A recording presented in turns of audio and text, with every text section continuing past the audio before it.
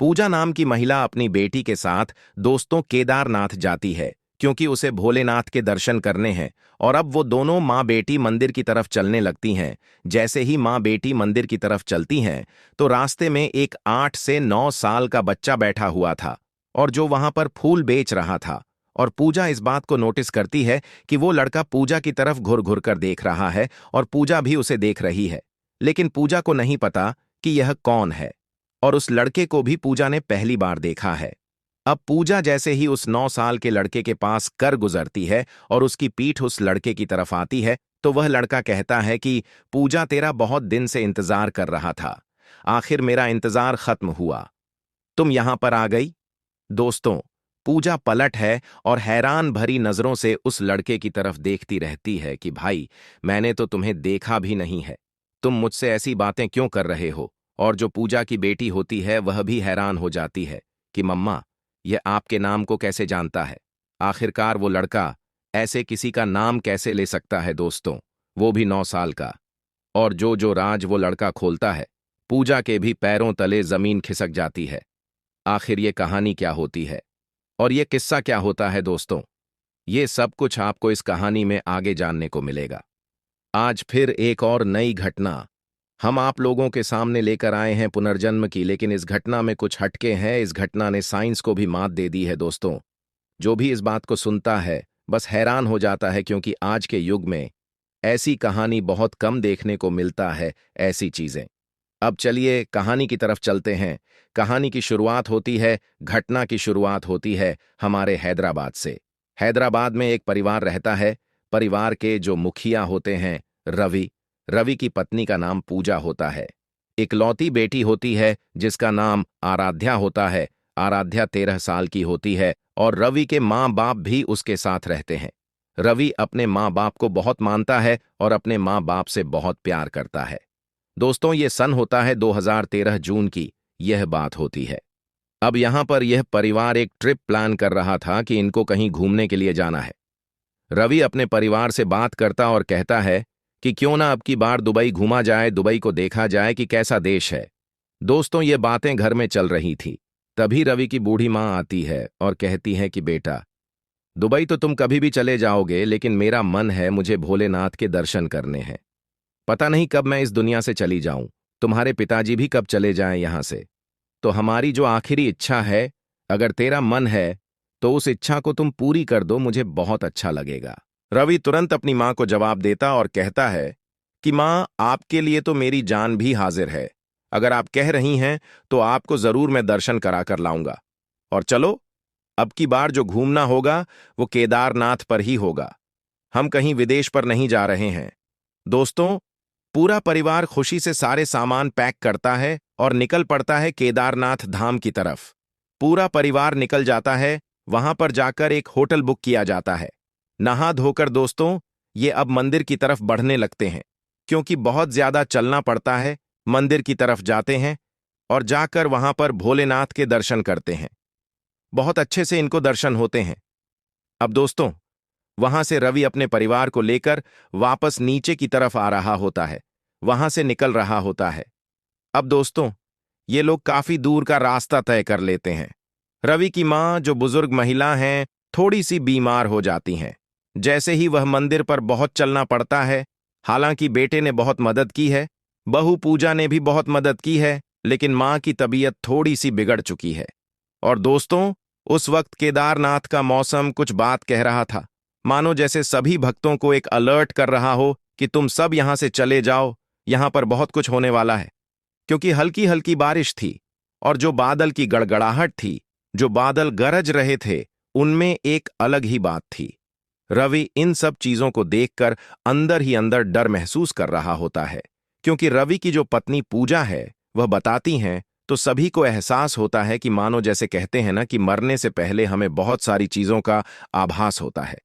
रवि अपने परिवार को सेफ्टी से एक ऊंचे से होटल में ठहरा देता है।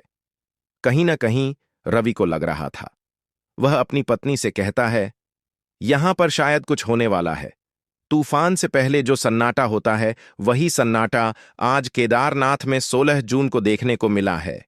दोस्तों, 2013 में रवि अपने परिवार को एक होटल में सुरक्षित रोक देता है। अब रवि की मां के पैरों में बहुत दर्द था।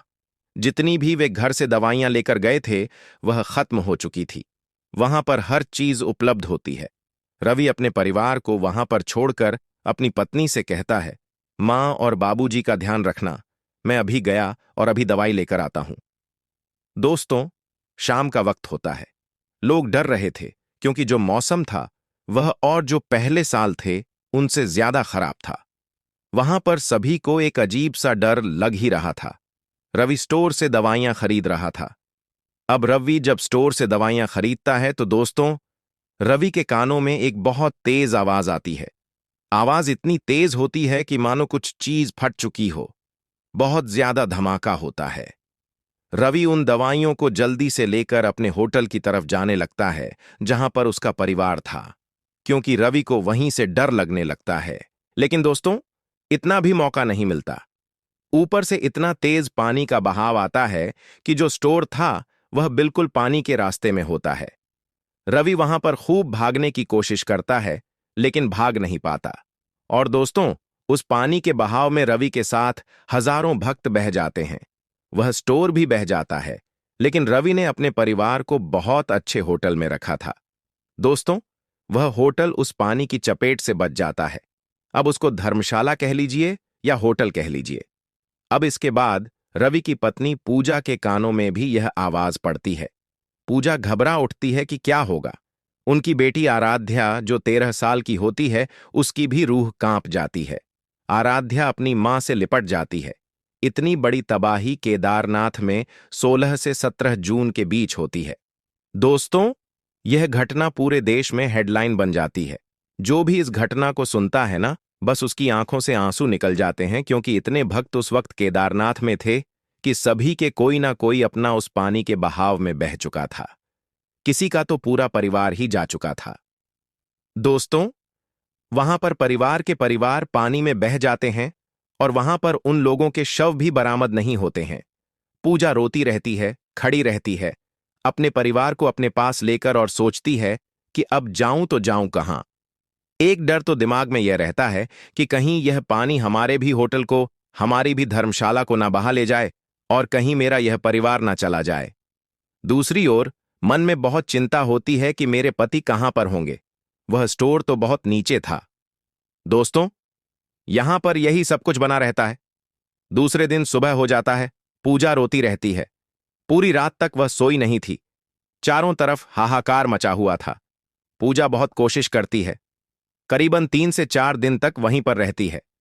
दोस्तों, सरकार की तरफ से बहुत सेवाएं दी जाती हैं। लोगों को बचाने का रेस्क्यू किया जाता है। उसी में पूजा और पूजा का परिवार होता है। अब जैसे ही वहां पर जो हमारी मिलिट्री है या हमारे फौजी लोगों को बचाने के लिए जाते हैं, तो पूजा उनके साथ आने से मना कर देती है। कहती है, मेरा पति तो यहीं पर रह गया, मैं उसके बिना कैसे जा सकती हूं।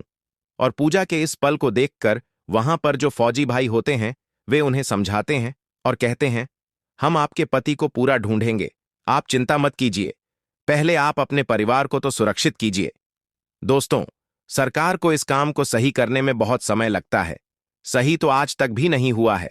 कई परिवारों के दिल जिन्हें आज हम कुरेद कर देखें, तो उनकी आंखें भरती हैं उस घटना से, क्योंकि उन्होंने अपनों को खोया है उस घटना में। तो दोस्तों, इस चीज को कोई नहीं भर सकता। 15 से 16 दिन लग जाते हैं और कुछ लोगों का तो आज तक भी कोई पता नहीं है। और दोस्तों ना, यहां पर पूजा को वहां से निकाल लिया जाता है, उसके परिवार समेत। पूजा आ जाती है, बहुत कोशिश करती है, लेकिन पूजा को उसके पति का कहीं भी पता नहीं चलता है। और एक घोषणा कर दी जाती है कि पूजा का पति उस हादसे में मर चुका है। दोस्तों, पूजा हैदराबाद लौटती है, अपनी बेटी आराध्या को संभालती है, अपने परिवार को संभालती है, और वह महिला अपने पति की जगह लेती है और अपने परिवार का साथ देती है। दोस्तों, अपने सास ससुर की सेवा करती है और यही विधाता का लेखा जानकर अपनी जिंदगी में आगे बढ़ जाती है। बहुत विलाप करती है, बहुत रोती है। वह दर्द मैं आपको जाहिर नहीं कर सकती। मैं कैसे बता सकती हूं उनके साथ जो हुआ है, वह मैं लफ्जों में बयान नहीं कर सकती। एक इंसान से जो बीतती है ना, वही जानता है। अब पूजा अपनी बेटी को पालने में व्यस्त हो जाती है। जिंदगी किसी के लिए नहीं रुकती। समय किसी के लिए नहीं रुकता। अगर आप अच्छाई में जी रहे हो, तब भी आपके लिए समय नहीं रुकेगा। अगर आपके साथ बुरा हुआ है, तो उसमें भी समय आपके साथ नहीं रुकेगा। धीरे धीरे वक्त निकलता है। दोस्तों, जो 2013 था, अब वह 2023 बन जाता है। बेटी जवान हो जाती है। जवान होने के साथ साथ बेटी पढ़ाई लिखाई करती है। बेटी ऐसी होगी 22-23 साल की। 22 साल की होती है और दोस्तों, बेटी अपनी पढ़ाई में मसरूफ रहती है। अब बेटी जहां पर पढ़ रही थी, वहां पर उसकी क्लास के जितने भी बच्चे होते हैं, साथ के लोग होते हैं, वे सभी कहते हैं कि हम तो केदारनाथ घूमने के लिए जा रहे हैं। अब वहां से जो आराध्या होती है, सुनकर ये सारी बातें अपनी माँ पूजा को बताती है और कहती है, मम्मी, मेरे पूरे साथ के जो दोस्त हैं, वह केदारनाथ जा रहे हैं और मेरा भी मन है। तो यहां पर माँ पूजा की आंखें भर आती हैं और उसे वही मंजर याद आ जाता है जो उसके साथ 16 से 17 जून को बीता था 2013 में। और यहां पर पूजा की आंखों से आंसू टपकने लगते हैं और कहती है, बेटी, तू उन दिनों को भूल गई क्या? वहां पर हमारा एक खास इंसान ऐसा गया है जिसकी कमी हम जिंदगी भर पूरी नहीं कर सकते। तो मैं तुम्हें वहां पर कैसे भेज सकती हूं? तो यहां पर जो आराध्या होती है, पूजा से जिद करने लगती है और कहती है, नहीं मां, मुझे जाना है। हम भगवान से मुंह थोड़े ही मोड़ सकते हैं। वह ऊपर वाला है, वह कुछ भी कर सकता है। जो आराध्या होती है, काफी समझदार हो जाती है। अब दोस्तों, जब आराध्या ज्यादा जिद करती है, तो पूजा उसके सामने घुटने टेक देती है। लेकिन पूजा एक शर्त रखती है। कहती है, दोस्तों के साथ नहीं भेजूंगी, तुम्हें मेरे साथ केदारनाथ चलना होगा। मैं तुम्हें अपने साथ लेकर जाऊंगी। दोस्तों, 2023 में दोनों मां बेटी अब केदारनाथ की तरफ चल देती हैं। बेटी आराध्या और पूजा अब वहां पहुंच जाती हैं। जैसे ही आराध्या और पूजा केदारनाथ में पहुंचती हैं, पूजा की आंखों से आंसू रुकने का नाम नहीं ले रहे थे। उसे वहां पर जाते ही अपने पति रवि की याद सताने लगती है। वह कहती है, महादेव, तेरी मर्जी में मर्जी है। मेरा पति तो चला गया, लेकिन आज भी मुझे वो पल याद आ जाते हैं तो मेरा दिल कांपने लगता है, मेरी रूह कांपने लगती है। पूजा अपने आंसुओं को पोंछकर आराध्या का हाथ पकड़कर पैदल यात्रा शुरू करती है। उनके पास थोड़ा सा सामान होता है और वे पैदल चल रही होती हैं। रास्ते में पूजा उन पलों को याद करती रहती है। तभी रास्ते में एक 9 साल का बच्चा बैठा हुआ फूल बेच रहा होता है। पूजा उसे दूर से देखती है। वह लड़का पूजा की ओर लगातार देख रहा था, मानो जैसे वह पूजा को जानता हो। पूजा धीरे धीरे उसके पास पहुंचती है। जैसे ही वह फूलों की टोकरी के पास जाती है, वह लड़का कहता है, पूजा, तुम कहाँ हो? बहुत दिनों से तुम्हारी राह देख रहा था। आज तुम मुझे मिल ही गई। अब तो मैं तुम्हारे ही साथ रहूंगा। पूजा अपने कदमों को रोकती है। आराध्या का हाथ अभी भी उसके हाथ में होता है। वह कहती है, अरे बेटा, तुम ऐसी बातें क्यों कर रहे हो? लड़का जवाब देता है, तुम मुझसे बेटा मत कहो, मैं तुम्हारा पति हूं। आराध्या अचानक से धड़ाम से जमीन पर बैठ जाती है। पूजा हैरानी से कहती है, हाय, कितना छोटा सा बच्चा है। माना कि मेरा पति इस दुनिया से चला गया, लेकिन तुम ऐसी बातें क्यों कर रहे हो? बेटा, तुम्हारी मां कहाँ है? लड़का जवाब देता है, मेरी मां पिछले साल इस दुनिया से चली गई। मेरे पिता तो पहले ही नहीं थे। मैं यहां पर अपनी जिंदगी बिता रहा हूं और फूल बेच रहा हूं। लड़का इतनी समझदारी की बातें करता है कि पूजा सोच में पड़ जाती है। वह कहती है, तुम्हें ऐसा नहीं कहना चाहिए। छोटे बच्चे ऐसी बातें नहीं किया करते। लड़का कहता है, क्यों? तुम मेरी पत्नी नहीं हो? तुम्हें याद नहीं है, यहीं पर तुम्हारा पति इस दुनिया से दूर गया था। मैं वही रवि हूं जो तुम्हारा पति होता है। पूजा हैरान रह जाती है, क्योंकि वहां किसी को भी रवि के बारे में कोई जानकारी नहीं थी। लेकिन यह 9 साल का लड़का रवि के बारे में सारी बातें कर रहा था। पूजा और सवाल पूछने लगती है। वह कहती है, अगर तू मेरे पति को जानता है तो बता, उस रात क्या हुआ था? लड़का सारी घटना पूजा के सामने बयां कर देता है। वहां लोगों की भीड़ जमा हो जाती है। लड़का कहता है, उस दिन मैंने तुम्हें ऊंची धर्मशाला में पूरे परिवार को रख दिया था, और जिस स्टोर से मैं दवाई खरीद रहा था, वह स्टोर पानी के बहाव में बह गया। और मैं भी उस पानी के साथ बह गया। लड़का आगे कहता है, पूजा, मैं झूठ नहीं बोल रहा हूं। मैं बहुत दिनों से तुम्हारा इंतजार कर रहा हूं। मैं सोचता था कि मैं वहां पर कैसे जा सकता हूं, क्योंकि मैं बहुत छोटा हूं, लेकिन तुम कभी तो मेरे पास आओगी। देखो, महादेव ने मुझे तुमसे मिला दिया। पूजा की आंखें भर आती हैं। वह कहती है, तुम अकेले कैसे अपनी जिंदगी बिता रहे हो? लड़का जवाब देता है, दिन भर फूल बेचता हूं और शाम को आराम करता हूं। पढ़ाई लिखाई का यहां कोई साधन नहीं है। लड़का पूजा को हैदराबाद स्थित उनके घर की पूरी जानकारी देता है। वह कहता है, हमारे घर में बाईं तरफ यह चीज है और इधर हमारी रसोई बनी हुई है। पूजा को उसकी बातें सुनकर विश्वास हो जाता है। पूजा कहती है, अब मैं तुमसे क्या कहूं? तुम इतने छोटे हो, मैं तुम्हारा क्या करूं? लड़का जवाब देता है, क्या करोगी? मुझे अपने साथ ले चलो, मेरा यहां कोई नहीं है। मैंने तुम दोनों का बहुत इंतजार किया है। आराध्या से भी पूछता है, क्या तुम मुझे पहचानती हो? ये बात मीडिया के कानों तक पहुंचती है। खबर सभी चैनलों पर चलने लगती है। लोग इसे सुनकर हैरान हो जाते हैं। कई लोग महादेव के जयकारे लगाने लगते हैं और इसे भोलेनाथ की लीला मानते हैं। पूजा उस लड़के को, जिसका नाम रवि था, अपने साथ ले जाती है। अब वह उसे अपने बेटे की तरह पाल रही है। 2023 के बाद अब 2024 में भी यह घटना लोगों के दिलों में जिंदा है। दोस्तों, मिलते नहीं वीडियो में, तब तक के लिए जय हिंद।